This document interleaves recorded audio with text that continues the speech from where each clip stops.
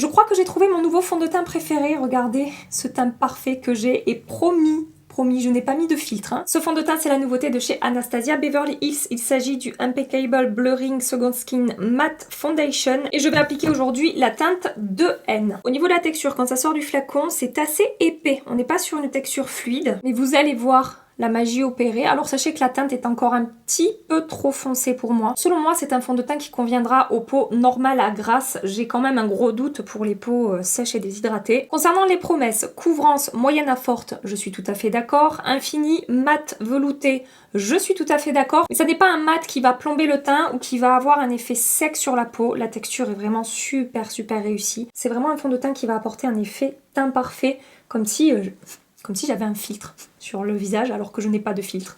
Ce qui le démarque de tous ces fonds de teint qui sont sortis ces derniers mois, qui ont eu beaucoup de succès, c'est sa couvrance.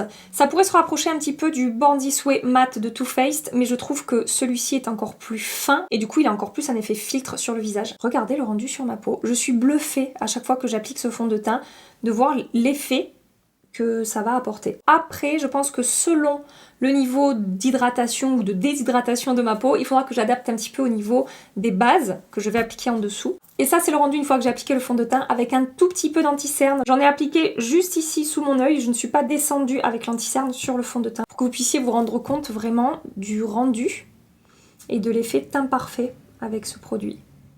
Le seul petit bémol selon moi, en tout cas sur ma peau, c'est qu'il promet de lisser les pores.